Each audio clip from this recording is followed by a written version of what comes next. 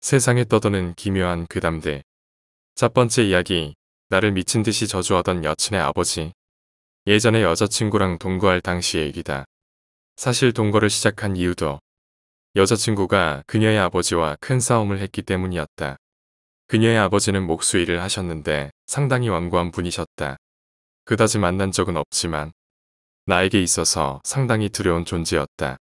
하는 수 없이 그녀는 나와 있는 돈 없는 돈을 끌어모아 욕실도 없는 낡은 아파트를 빌려 동거를 시작했다. 그러나 그 집은 정말 최악의 아파트였다. 바퀴벌레는 우글우글하고 다다미는 습기에 절어 눅눅하고 위층에는 가수를 꿈꾸는 청년이 사는지 하루 종일 큰 소리로 노래 연습을 했으며 옆집에 사시는 할아버지는 겉모습부터가 섬뜩했다. 아무튼 그런 남루한 환경도 점차 적응을 하며 여자친구와 동거 생활을 지속했다. 나는 건축 현장에서 아르바이트를 하고 여자친구는 가라오케에서 밤근무까지 하며 생계를 지탱했다. 그렇게 동거를 시작한 지 반년 정도 지나고부터 이상한 일이 생기기 시작했다. 어느 날 아침 아르바이트를 가려고 자전거를 탔는데 느낌이 이상해서 보니 자전거 타이어에 펑크가 나 있었다. 어쩔 수 없이 아르바이트는 한동안 걸어서 다녔다. 그리고 쉬는 날에 자전거 가게에 가서 수리를 받았다. 펑크 수리는 타이어에 구멍이 많으면 많을수록 금액이 높아진다고 한다. 내 자전거는 적어도 대여섯 개는 구멍이 나 있었다. 자전거 가게의 주인은 누군가 못 같은 것으로 찌른 자국일 거라고 했다. 우리 집에는 욕실이 없었기 때문에 매일 밤 여자친구와 목욕탕을 다니는 것이 일과였다. 자전거를 수리한 뒤 여자친구를 태우고 목욕탕에 갔다가 씻고 나와 자전거를 탔는데 느낌이 이상했다. 확인해보니 아니나 다를까 펑크였다. 자전거 가게에 수리를 맡기러 가서 확인해보니 엄청난 수의 구멍이 뚫려 있었다. 어느 날은 여자친구가 내 자전거를 타고 마트에 갔다가 장을 다 보고 나와보니 펑크가 나 있기도 했다. 내가 자전거를 지하철역 앞에 세워놓고 친구를 만났다가 돌아와보니 펑크가 난 적도 있었다.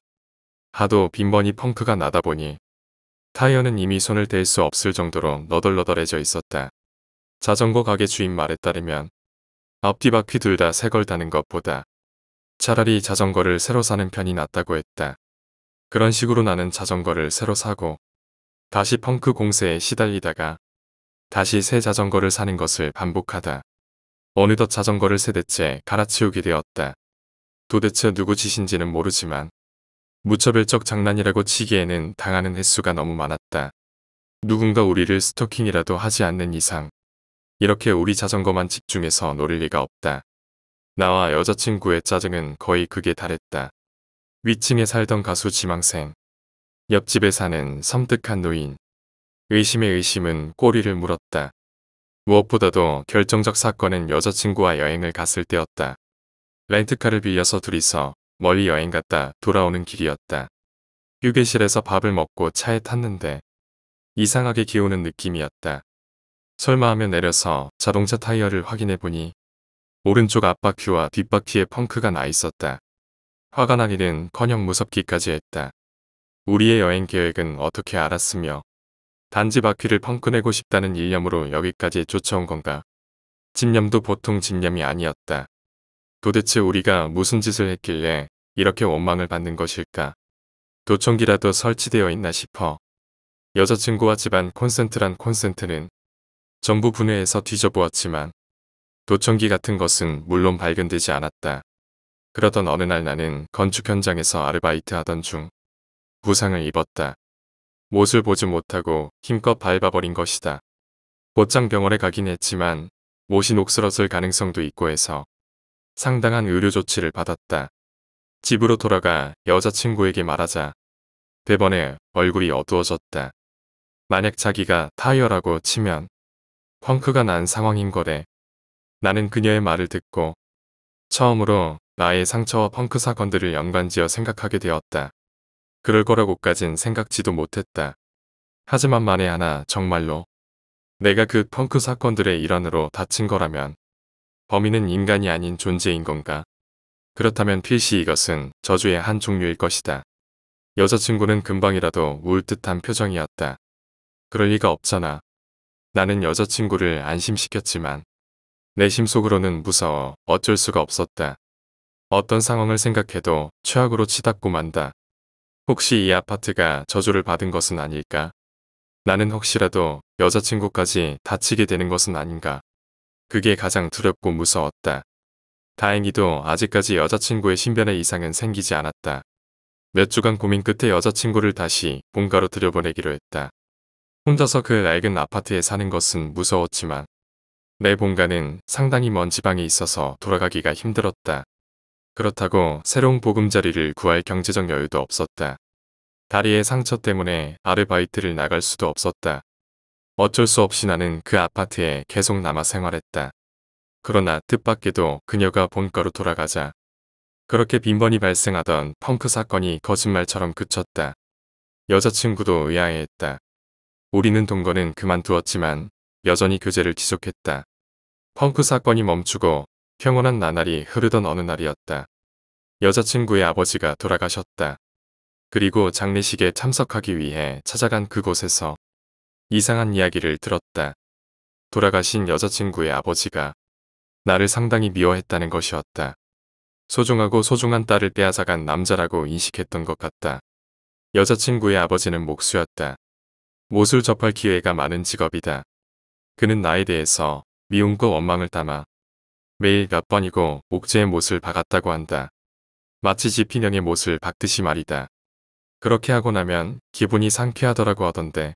라고 여자친구의 어머니는 웃으며 농담삼아 말씀하셨지만 나는 웃을 수 없었다.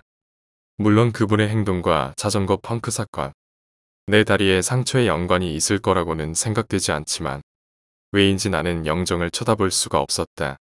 두 번째 이야기, 어떤 선. 어렸을 때 친구와 함께 뒷산에 탐험하러 놀러 갔다. 그 무렵 TV 프로그램에서 탐험하는 내용의 방송이 많았기 때문에 어린이들 사이에서도 탐험놀이가 유행이었다. 내가 살던 동네는 시골이어서 탐험할 곳은 얼마든지 있었다. 그날도 나는 친구와 탐험을 하러 그 숲으로 갔던 것이다. 그 숲은 밭으로 둘러싸인 작은 숲이었다. 긴 세월 존재해왔던 무성하게 우거진 그 숲은 흡사 동떨어진 섬과 같이 보였다.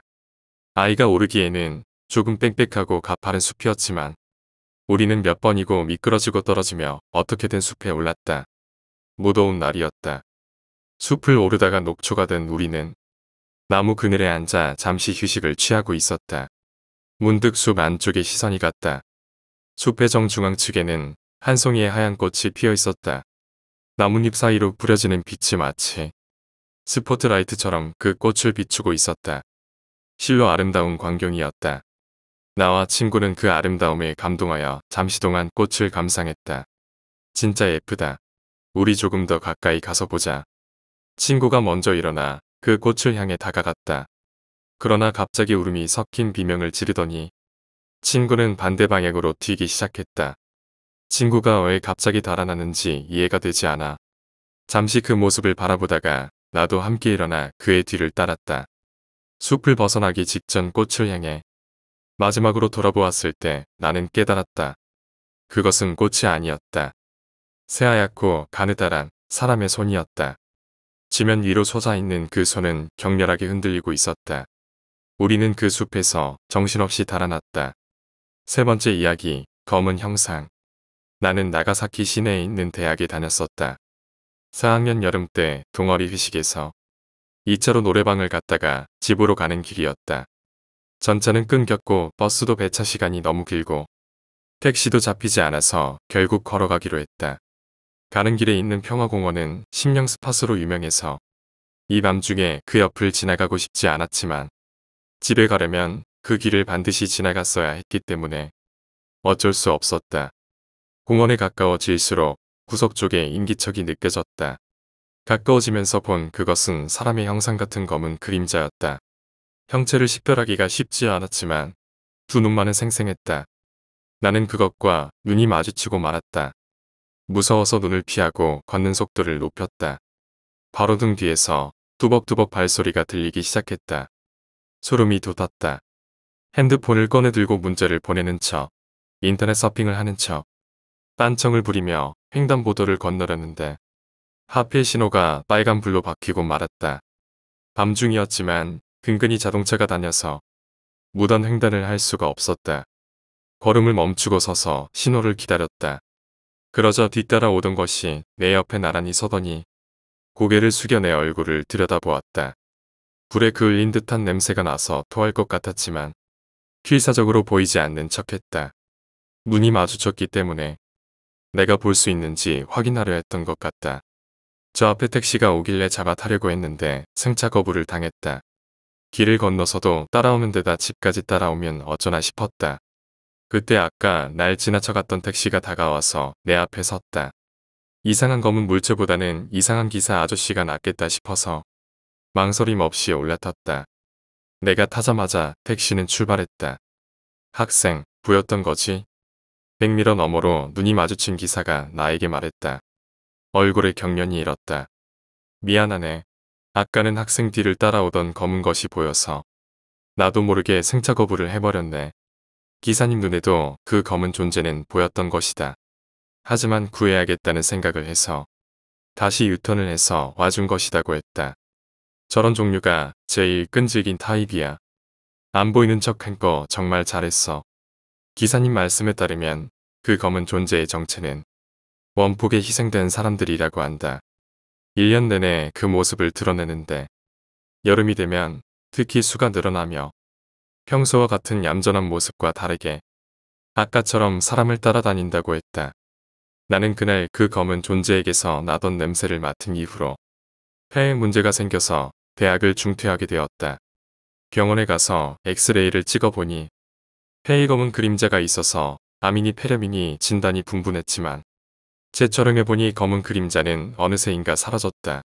지금은 상태가 많이 좋아졌지만 아직도 천식 때문에 고생하거나 어지러워 쓰러질 때가 가끔씩 있다. 네 번째 이야기, 인기 많은 누나. 우리 누나는 남자에게 굉장히 인기가 많다. 고등학교 시절부터 남자친구가 끊이질 않았고 그것도 대기업 사원이나 외국인 사업가 같은 사람들하고만 사귀었다. 하지만 일시적으로 아르바이트 하던 곳에 점장하고 사귄 적이 있다. 나도 그 카페에 가서 어떻게 생겼는지 보고 온 적이 있는데 그냥 평균적인 얼굴에 볼품없는 아저씨였다. 그 무렵 누나는 자율신경에 이상이 생겨서 우울증 같은 것도 오고 이상한 시기였다. 약에 절어서 항상 잠만 잤다. 내가 아침 저녁으로 물을 가져다 주곤 했는데 하루는 누나의 머그컵을 떨어뜨려서 깨뜨려 버렸다. 그 머그컵은 선물로 받은 거라 누나가 항상 아껴 쓰던 컵이어서 상당히 당황했다. 어떻게든 수습하려고 조각들을 줍다가 보니 파편들 사이로 거뭇한 실 같은 것이 보였다. 헤쳐서 잘 살펴보니 수많은 머리카락이었다. 나는 차를 타고 옆 동네에 어떤 다리 밑으로 가서 기둥에 대고 남은 파편도 다 깨부수고 왔다. 누나가 머그컵을 찾길래 깨져서 버렸다고 얼버무렸다. 원래대로라면 미친 듯이 화낼 누나가 별말 없이 그대로 자버렸다. 그 후로 얼마 지나지 않아 점장과는 헤어졌다. 우울증도 어느새 사라져서 원래대로의 누나로 돌아왔다. 다시 일도 시작해서 인류기업 훈남과 사귀기 시작했다. 올해 두 사람은 결혼해서 지금은 행복하게 잘 살고 있다. 나는 그때 누나가 이상해진 원인은 그 머그컵이라고 생각한다. 아무에게도 말하지 않았다. 누나는 그 머그컵을 아르바이트하는 곳에서 받았다고 했는데 점장에게 받았는지 같이 일하는 동료에게 받았는지는 확실치 않다. 점장이 의외로 인기가 있어서 둘이 사귀는 걸 질투한 동료에게 받았을 수도 있고 점장이 또라이라 그런 걸 만들어줬을 수도 있다. 오랜만에 꿈에 그 사건이 나와서 조심스레 말해본다. 다번째 이야기, 미수가. 우리 부모님은 산부인과 의사시다. 두 분 다 자식에게 꿈을 강요하는 타입은 아니셨지만 자연스럽게 나 또한 산부인과 의사가 되었다. 이 사건은 내가 연수를 끝내고 산부인과 인턴으로 일하고 있을 때였다. 당시에 난방이 부담이 돼서 집에 난방도 못 들 정도로 나는 돈이 없던 시기였다. 때문에 돈도 벌 수 있고 따뜻한 곳에 있을 수 있다는 이유만으로 거의 매일같이 병원에서 숙직 아르바이트를 했다. 숙직 아르바이트라고는 하지만 담당 시간이 몇 명에게 나누어져 있어서 의사 한 명이 밤새 혼자 버티며 잠에 취해서 환자를 대하는 일은 없었다. 거의 새벽 2시 정도 지났을 무렵이었다. 응급 환자가 왔다는 소리에 접수대로 가보니 여러 사람들에게 부축을 받으며 어떤 여자가 서 있었다. 입고 있는 청바지가 옅은 붉은색으로 온통 축축한 것을 보니 양수가 터진 것 같았다. 그녀는 본인의 임신 사실조차 모르고 있었다. 물론 모저 수첩 같은 것도 가지고 있지 않았다. 그저 어쩌지 하고 중얼거릴 뿐이었다. 겉모습과 복장으로 미루어 봤을 때 화류계에 종사하는 여성 같아 보였다. 그 여자를 부축하고 있는 친구들 역시 비슷한 모습을 하고 있었다. 때마침 숙직 담당 선생님이 도착하여 발빠르게 조치를 취하기 시작했다. 아기는 아직 손바닥만한 3개월의 조미수가였다. 몇십 개의 튜브를 연결하여 의료진들의 필사적인 조치로 어떻게든 아기의 목숨은 부지가 되었다. 하지만 이제부터가 아기에게 있어서는 괴롭고 기나긴 시간이 될 터였다. 아무쪼록 이 소식을 전하기 위해 산모가 있는 병실로 갔다. 내가 병실로 발을 들이자마자 여자는 벌떡 일어나 물었다. 죽었나요? 라고 묻자 아기는 살아있다고 대답했다. 여자는 머리를 감싸 안았다. 간절히 바라고 원해서 태어나는 아기가 있는가 하면 그렇지 않은 아기도 있을 수 있다. 산부인과 의사를 하시는 부모님들에게도 연수 시절에도 못이 박히도록 들었던 이야기였기 때문에 개개인마다 사정이 있을 것이라는 사실은 충분히 알고 있었다. 하지만 그 여자는 말을 멈추지 않았다. 3개월 만에 태어났으면 장애하잖아요. 죽이자고요. 그러나 살아있는 생명을 죽일 수는 없기 때문에 나는 최선을 다해 아기를 살리는 일 말고는 할 수 있는 것이 없다고 여자에게 충분히 설명했다. 아기는 말 그대로 필사적으로 살아있는 상태였다. 호흡이 곤란해져서 고비를 넘기는 일이 1시간에도 몇 번씩이나 있었다. 나중에 들었던 이야기지만 아기가 고비에 접어들어 위독해질 때마다 여자가 실실 웃으며 제발 죽어줘 라며 아기 옆에서 말을 걸었다고 한다. 위중한 상태였지만 아기는 천만다행으로 반년 후 퇴원할 수 있을 정도로 회복되었다. 물론 조미수가로 태어난 탓에 지적장애와 중도의 호흡장애가 있었다. 가까운 시일 내에 호흡기 관련 수술이 필요한 상태였다. 최근 그 여자가 또 병원에 찾아왔다는 소식을 동료에게서 전해 들었다. 그 사건이 있고 난 후로 10년이 지나 나도 어머니가 되어 육아휴직 중이었다. 그 여자는 나를 찾았다고 한다. 휴직 중이라고 동료가 이야기하자 그녀는 장성한 자식을 나에게 꼭 보여주고 싶었다고 말했다고 한다. 기뻐하는 나를 보며 동료는 미안하다는 듯이 말했다. 그 선생님한테 전해주세요. 젤도 이딴 쓰레기 같은 인간을 이 세상으로 내보냈다고 라고 하더라고. 6번째 이야기, 사촌동생. 나에게는 사촌동생 B가 있다. 둘 다 이모랑 아주 많이 닮았지만 나는 틀림없이 우리 부모님 자식이고 B는 틀림없이 이모 부부의 자식이다. 이모 부부가 아이를 키울 수 없게 되어 우리 부모님께서 B를 입양하셨다. 그 때문에 나는 좋지 않은 일을 많이 겪게 되었다. 아이라는 존재는 한없이 순수하지만 간사한 어른의 영향을 받으면 한없이 잔혹하게 돌변하기 마련이다. 우리가 너무 닮았기 때문에 진짜 형제인 게 아니냐는 의심을 받기 시작했다. 그걸 주워들은 동급생의 어느 누군가가 학교에 소문을 퍼뜨렸다. 그 때문에 아버지는 처제와 바람을 피운 천하의 몹쓸 놈이 되어버렸고 더럽다며 나와 B는 왕따를 당했다. B의 잘못이 아니라는 것은 알지만 어린 시절 이런 일을 겪었어야 했던 나는 B를 원망하는 일도 적지 않았다. 우리들이 진정한 형제로 거듭나게 된 것은 고등학교 3학년 말이었다. 싸움의 원인이 무엇이었는지는 잊어버렸지만 엄청나게 싸움이 커져서 B는 어깨가 탈구되고 나는 갈비뼈에 금이 갔다. 둘 다 푸르딩딩해질 때까지 치고받고 싸웠다. 원망하던 것들과 괴롭던 것들을 전부 다 쏟아내고는 사이좋게 입원한 병상 위에서 화해를 했다. 서로에게 잘못이 있는 게 아니라는 것쯤은 알고 있었다. 트라우마를 질질 끌며 서로 충분히 으르렁거렸다.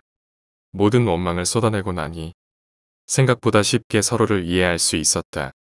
가십이나 좋아하는 그 주부들 따위 죽어버리라지 하는 나의 말에 B는 맞장구를 쳤다. 병원에서 죽어버리라는 말을 한 탓에 우리 둘 다 의사 선생님이나 간호사들에게 호되게 야단 맞았지. 하지만 그때 그렇게 웃으며 욕했던 것이 우리 형제의 깊은 마음에 상처를 치료해 주었다. 우리는 같은 대학에 들어갔다. 비를 떠맡아 키우긴 했지만 우리 집은 결단코 유복하지 않았다. 나도 비도 공부를 계속하고 싶어 했기 때문에 아버지가 학비 때문에 걱정이 이만저만이 아니셨다. 결국 아버지는 해외 부임을 지원했다. 호소에 있는 작지만 따뜻했던 우리 집을 팔아 우리의 학비와 생활비가 마련되었고 어머니는 아버지의 부임지로 따라가셨다. 나와 비는 대학 기숙사로 들어갔다. 대학에서 우리는 공복년이 사촌지간이지만 쌍둥이처럼 보이지 않느냐고 먼저 말하고 다녔다. 입학 전에 내가 제안했다. 묘한 소문이 떠돌기 전에 우리 쪽에서 먼저 화제로 올려서 귓말 따위는 못하게 만들어 주자고 말이다. 비도 나와의 사이가 다시 어긋나는 것이 싫었기 때문에 그렇게 하겠다고 했다. 불륜이라도 하신 거 아니냐는 발언에는 무조건 웃어 넘겨버리는 작전이 성공해서 초등학교 시절 같은 일은 일어나지 않았다. 본인들이 천연덕스럽게 웃어 넘기니 아니겠지 하며 이상한 소문은 조금도 나지 않았다. 우리는 겨우 진정한 형제가 되었다. 정말 쌍둥이나 다름이 없었다. 좋아하는 여자도 같았고 들고 싶은 동아리도 같았고 관심이 생기는 수업도 같았다.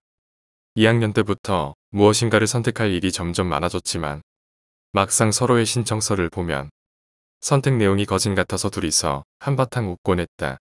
정말로 이종사촌지간인데 묘하게 파장이 맞았다. 다소의 차이점은 있었지만 나는 공수도 동아리에서 강했다. 그에 비해 비는 눈이 쌓인 산에서 빛이 났다. 나는 천천히 내려오는 것밖에 못했지만 비는 하루 만에 상급자 코스에서 스키를 탈 정도로 빠르게 배웠다. 그리고 비가 나보다 여자에게 인기가 많았다. 대학교 3학년 12월의 일이다. 11월 말부터 나에게 여자친구 Y가 생겼다. 하지만 어느 날부터인가 Y가 하지도 않은 데이트의 내용에 대해 언급하기 시작했다. 우린 그날 만난 적 없는데 맨 처음 떠오른 것은 비였다. 아니야. 설마 비가 그런 짓을 할 리 없지. 나는 그렇다면 내 머리에 병이 생긴 게 아닌가. 매우 걱정이 되었다. 대충 Y의 하는 말에 맞장구를 쳐주고 이야기를 마무리 지었다. 이때는 아버지가 마련해 주신 생활비가 거의 떨어졌던 시기였다. 나와 비는 필사적으로 아르바이트하며 어떻게든 돈을 마련하던 시기였다. 생활을 꾸려나가기도 벅찼는데 병원에 갈 여유 따윈 없었다. 하지만 험난하던 중고등학교 시절의 기억들도 점점 희미해져 가는 것이 느껴졌다. 겁이 났다. 정말로 뇌에 무슨 이상이 생긴 게 아닐까. 혹시라도 젊은 나이에 치매라도 걸려서 비를 고생시킬지도 몰라. 차라리 그러면 다행이지. 식물인간이 되면 어쩌지. 그럴 바엔 차라리 죽는 편이 나아. 비에게 부담을 지우고 싶지 않아.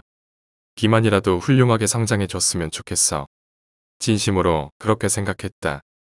크리스마스 이브에는 비가 일하는 편의점에서 대신 일했다. 비가 몸이 안 좋다기에 형님이 대신 일해주지 하며 집에서 쉬게 한 것이었다. 게다가 교대로 와야 할 야간 타임에 아르바이트생이 감기로 쉬게 되어 나는 아침까지 일을 하게 되었다. 초과 근무 수당이 들어오니 기분은 나쁘지만은 않았다.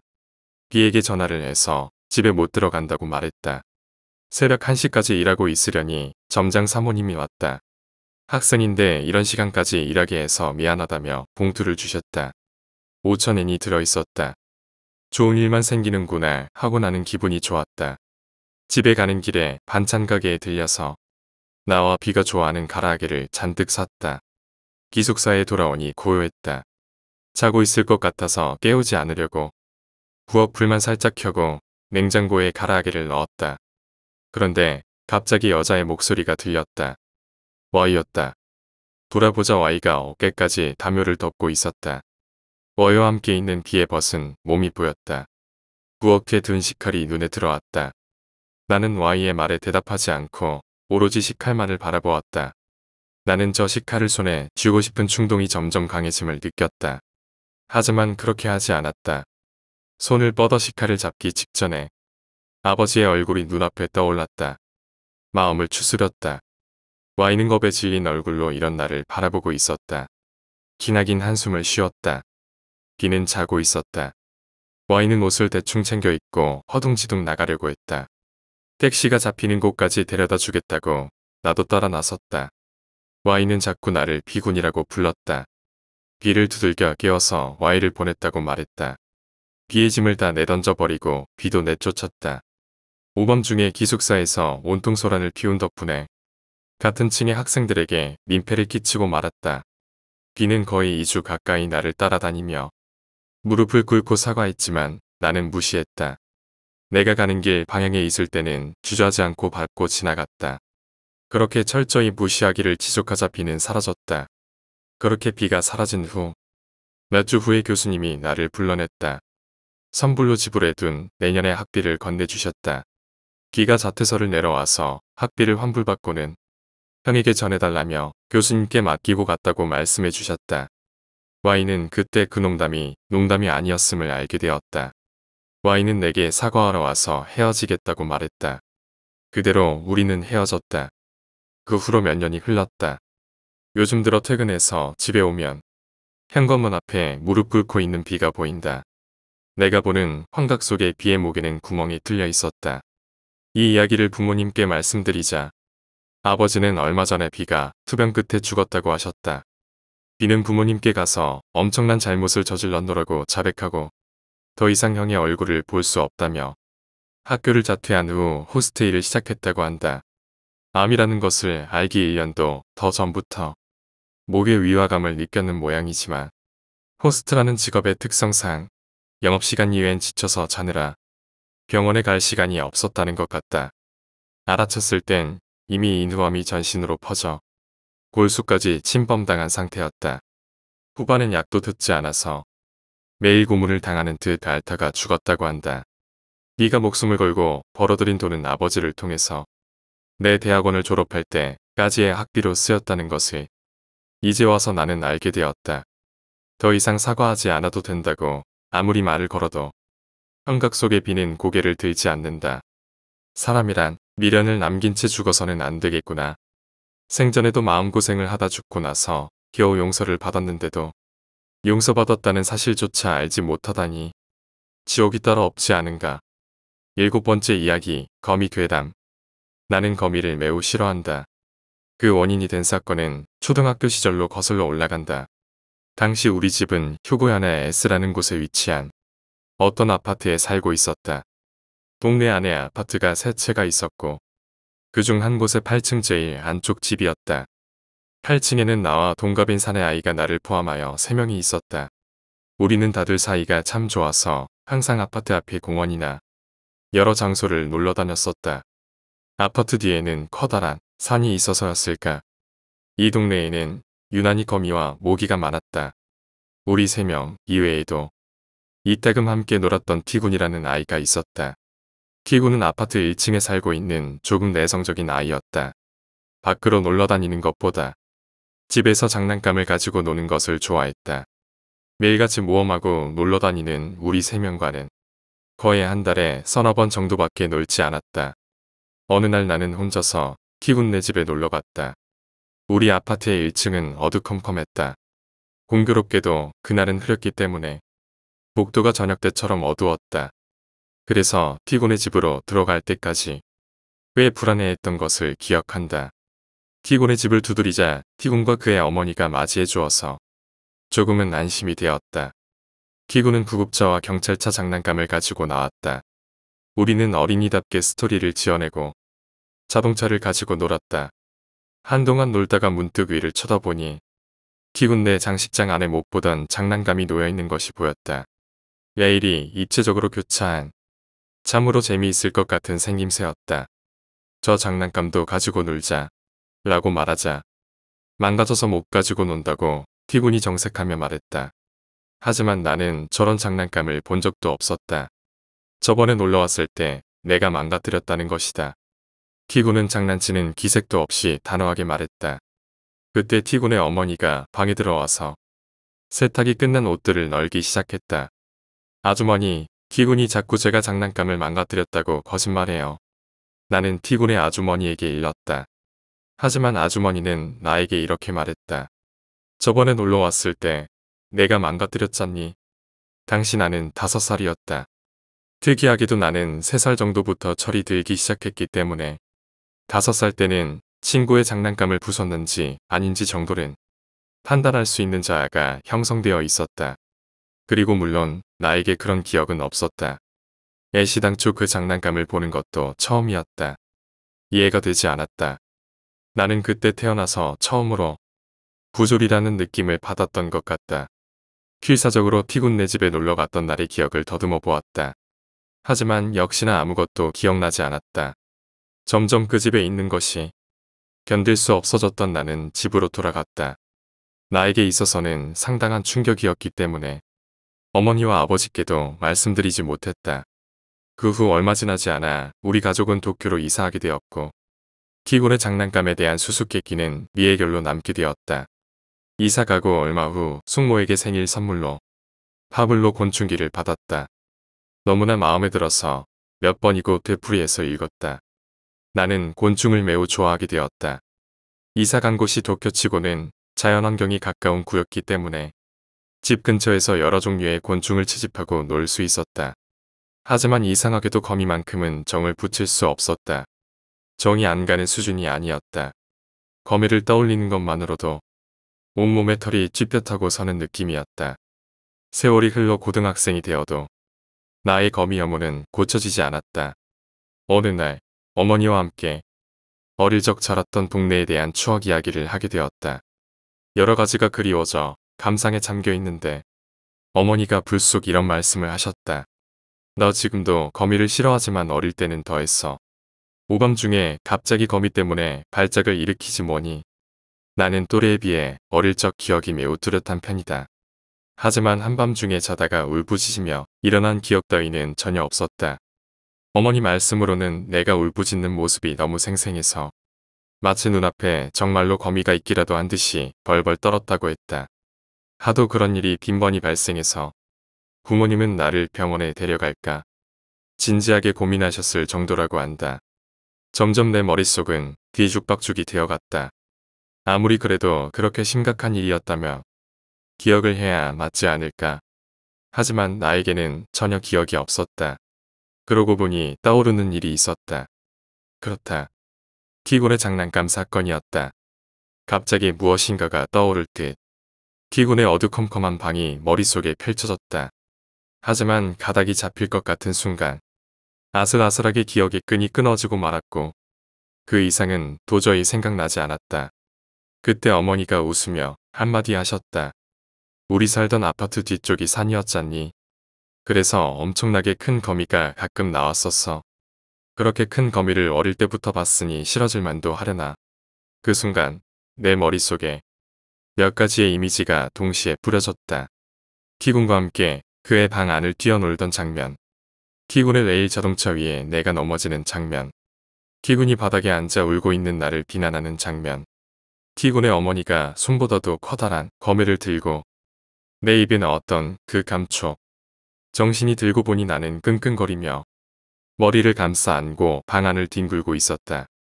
어머니는 그런 나를 보고 깜짝 놀라신 표정이었다. 나는 달아나듯 내 방으로 가서 그대로 이불을 머리까지 뒤집어 씌우고 파도처럼 선명하게 일렁이는 이미지들을 지우려고 발버둥쳤다. 결국 날이 밝을 때까지 잠이 들지 못했다. 그 후 몇 주 동안을 되살아나는 기억들 때문에 일상생활이 불가능할 정도로 시달렸다. 친구들과 평범하게 이야기하다가도 돌연 머리를 감싸 안고 끙끙대기 시작하는 일이 많았다. 내 정신에 이상이 생겼다고 의심하는 친구도 분명 있었겠지. 거미를 먹으면 용서할게. 라고 티군이 말했다. 알겠어 티군. 엄마가 그럼 거미 잡아올게. 농담이라고 생각했지만 몇 분 후 티군의 어머니는 거대한 거미를 손에 들고 돌아왔다. 복도에 거미줄을 치던 거미를 잡을까도 생각했는데 이렇게 큰 녀석이 있길래 이 녀석을 잡아왔어. 그럼 이걸 먹는 거야. 지금 생각해보면 티군의 어머니는 정말로 거미를 먹이려고 하지는 않았던 것 같다. 하지만 그녀의 눈에는 가학적인 기쁨이 가득했다. 그녀는 어마어마한 크기의 거미를 들고 내 입 주변에 한동안 문지르다가 창문 밖으로 거미를 던져버렸다. 어머니한테 이르면 혼날 줄 알아. 거미를 먹였으니까 키군도 오근을 용서해 주는 거지. 이것이 바로 내가 거미를 싫어하게 된 이유였다.